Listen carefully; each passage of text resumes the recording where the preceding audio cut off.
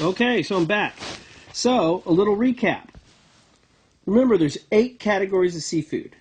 So seafood doesn't just involve fish. It involves lots of other stuff. But if we look at the fish, approximately 30% are overexploited, which means that we're taking more than they can replenish. That's bad. With the demand for seafood, the only way to make that up is to use underrepresented species, new species like air-toothed flounder, or look at things like aquaculture. And so the reason aquaculture is on the rise is people are looking at marine stocks and there's no more to catch. So what do? You need to make that up. So aquaculture can do that. Most seafood is sold fresh. But the problem with fresh means never been frozen. And so you need to somehow be able to measure the quality of that. And the way you do that is through organoleptic evaluations. Organoleptic, and so you're using your senses, your organs, to measure the quality of seafood. So this is a pretty simple section, catching and harvesting. This is something that a lot of people in this room are very familiar with. So if we look at catching and harvesting. So if we look at the different types of commercial fishing methods, towing a net is a trawl. This guy, trawl. We're towing a net.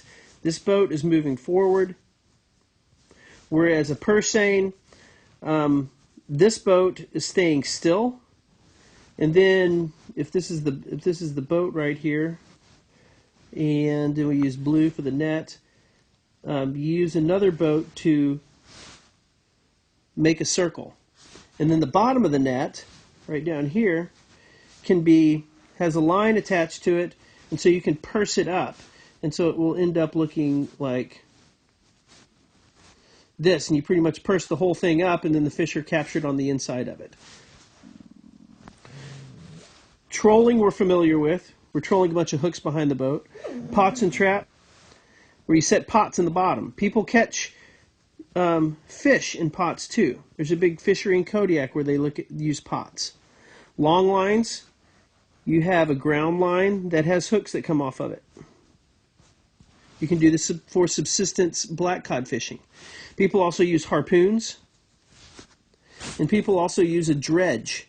They use this on the Gulf Coast where they're dredging the bottom of the ocean. You can imagine with this rake what that does to the bottom of the ocean. Gill nets. You guys are familiar with gill nets. You know, you have a net and then the fish swims into the net. And then the fish's head kind of looks like this. And its gills, these are its gills, and the net gets caught right here. So it's called a gill net, and so it gets caught right behind the gills. And then, of course, there's hook and line, which we're all familiar with. So there's many different ways that you can catch fish. And hook and line is even used for, some of the tuna fishing in the Great Northeast. So these are your different fishing methods. Trolling, pulling a net behind the boat is trawling. Purse seine. Trolling is pulling the hooks. Dredge is the bottom. Harpoon, stabbing it. Pots, obvious. And the rest of these are pretty obvious. So these are all the different ways that you can catch fish legally, commercial fishing, depending on the species. So now that we've used one of these methods to catch our fish, and so now what do we do once we catch the fish? Well, it should be killed immediately. It should be killed immediately because it bleeds out better. It reduces stress, and it's more humane. So fish, like all vertebrates, have a central nervous system, and so when a fish is stressed, when it's left on the deck to die, when it's, those things cause stressors. These stressors they act on different parts of the brain. Different parts of the brain, which then it has different reactions. It acts on the pituitary gland, in these different organs that start producing stress hormones. And so stress can have detrimental effects on all these things. but also on the quality of the fish. So upon capturing that fish in one of those methods, you should kill it quickly. And one of the best ways to kill it is with a blunt force right behind the eyeball right there. See where its brain is right here? Here's the brain. And so you want to wallop that thing right behind the eyeballs. And that knocks out all of this. And so it allows to bleed out better, it reduces the stress, and it's a humane way to do it. And yes, there's other ways, but a blunt knock between the eyes is probably the best way to kill your fish. Now, since I mentioned some other methods, the blunt one behind the eye is the best one, but you're like, oh, how else could you kill a fish? Well, there's inhumane methods, like just letting it sit out, or chilling it too much and killing it, using CO2, putting it in salt or ammonia baths. This means bleeding it out without stunning it first. And these are the ones that are the most humane methods. And percussive stunning is the blunt knock between the eyes, or behind the eyes. These other ones, ikejime, depending on the definition, it's really not used to kill the fish. But what it does is ikejime involves sticking a long serrated rod into the backbone of the fish to remove the nervous system. You can see it right there. And what they say that does is by removing the nervous system, you've unplugged the network. You've turned off the Wi-Fi. Pithing is where you can, sticking a pin or a knife into the hindbrain of the fish. And it can be used also, but that's, there's risk of sticking your hand and you got to hit it right. And so the best way is just a blunt knock right behind the eyes. After the fish is dead, if you can, it's best to bleed the fish. And bleeding the fish is best done by pulling the gills out. Some people cut them, but pulling the gills out with your finger, like this guy's doing right here, will allow the fish to bleed out better. And a lot of times, you can put the fish back over the side of the boat and let it bleed out in the salt water, or have a tub. And what this does is it gets rid of all the blood in the system, but it will also, and by doing that, it just makes for a better quality fish. And so the first thing you should do after you kill it is bleed it. And then the second thing is remove the guts. And so all this area right in here should be removed. And so we're not going to get into the methods, but bleed it and take the guts out. The reason you bleed it is it takes all that stuff that can react and coagulate and cause a poor quality fish. And then the guts also have a lot of stomach acids. And the stomach acids can seep out, and they can seep out up here, and they can destroy the quality of your fish. So after the fish is dead, you don't remove the guts.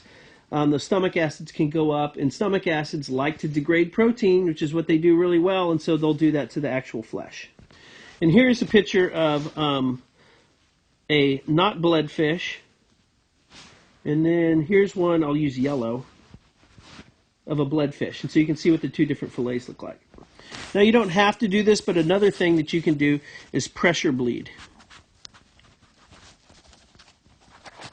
And so some boats are doing that. It might be useful if you're working for a charter person to maybe look into this. But what happens there is you used forced water, and you put it in a caudal artery on the backbone, and you force the blood out, and it takes even more blood out. And so that's what pressure bleeding is.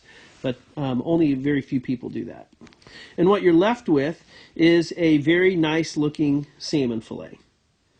And so after you remove the guts, you remove the head, you clean all this area out, and you want all this to be especially clean. When they're grading fish at the seafood processing plant, they're looking for dark parts in here.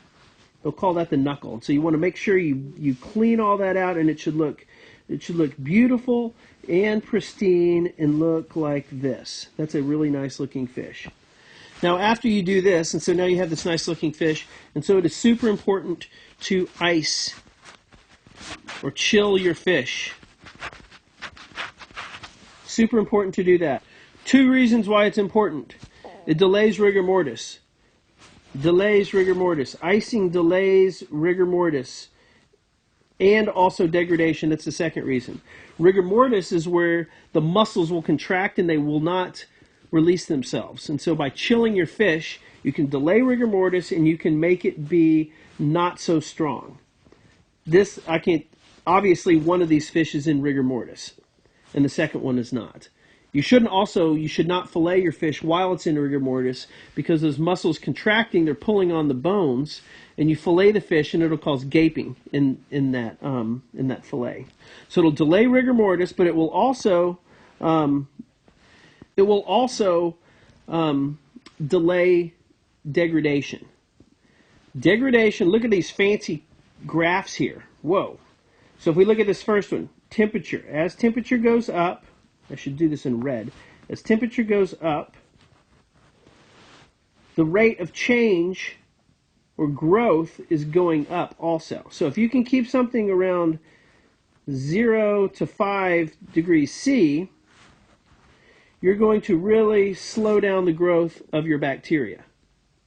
If you have something that is at 25 degrees, you have a lot more bacteria growing.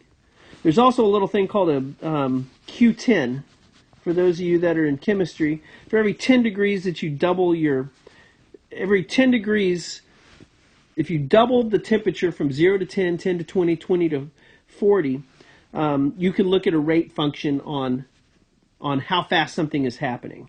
And so with seafood, it has a pretty sensitive Q10. And we can look at that this way on this graph right here. And so what this table is. And so what this table is right here, how long you have left your fish at a certain temperature. And so this first row right here, 24 hours at 32 degrees, shelf life lost is 1 day. We all see that, right? 24 hours at 32 degrees, shelf life lost is 1 day. That makes sense.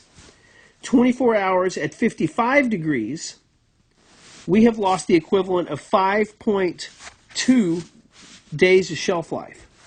Right here. 5.2. And so when you're talking to something that has a shelf life of 14 days, that can knock a lot off of it, especially if you're selling your fish commercially. And so 2 big reasons why you need to chill your fish. It delays rigor mortis and it delays degradation. It slows it way down by a pretty huge power function. And we could calculate that up, but that's a little later on in the whole education process. But chilling is very important. And so there is a little synopsis on catching and harvesting. And hopefully that made a lot of sense.